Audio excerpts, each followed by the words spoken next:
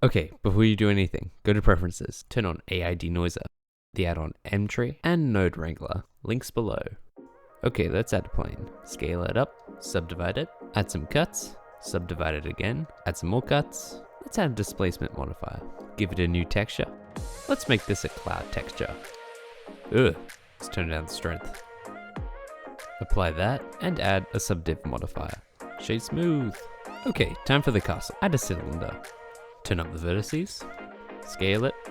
Position it. Shade smooth. Add an edge split modifier. Time for texturing. Let's go to the shade editor. Add a new material. Add an image texture. Duplicate it for the roughness and normal map. Oh, and make sure it's non-color data for the roughness and normal map. Okay, open the UV editor and rescale to what looks right. Add a cone and scale it up. Shade smooth and add an edge split modifier. Give it a new texture. Add an image texture and rinse and repeat like last time. Okay, in the UV editor, we're gonna smart UV unwrap.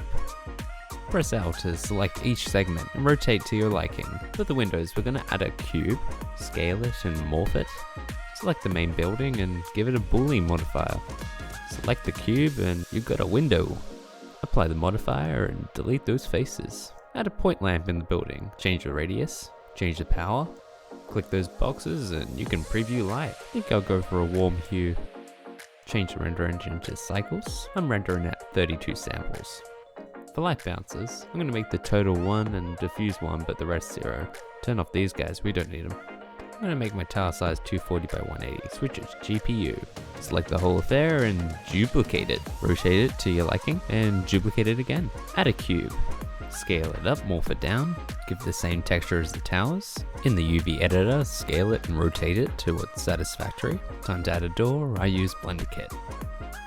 Time for the ground texture. Add a new material. Add a new image texture. Connect it up and press Ctrl T. Delete the mapping node and put polygons over mapping node. Change the scale. Change the mosaic rotation and the mosaic noise. Seamless. Okay, box select those nodes and duplicate them. Change the image to the normal map. Switch it to non-color data and duplicate it for the roughness map. Time to make a pathway. Select all the nodes and duplicate them. Change it to a pathway texture. Change the mode to vertex paint. Change the color to blue and paint your pathway. Go to vertex colors and change the name to pathway. In the shade editor, add a mix shader and plug the principal shader in. Add an attribute node and type in pathway. Look at that. Okay, time to make a tree. Go to the Mtree node tree, add a trunk node, add a tree parameters node, and a branch node. Plug the trunk node to the branch node and create tree. Oop, just move it out of the castle. Change the settings to your desired tree. When you're ready, press Final and update tree. Let's give this tree a texture. Add new material, add new image texture, you know how it goes. Okay, once you texture your tree, it's time to duplicate them. Ctrl-Alt-0 to position the camera, I'm going for a wide focal length. Duplicate the trees some more. Time to add a HDR. Add an environment texture, open HDR, I use this one. Change the strength, I want it to be dark. Open the world section, Ctrl T and rotate the HDR to your liking. For the animation, press I, lock rot scale. Change it to end when your animation ends. And when you're ready, press render.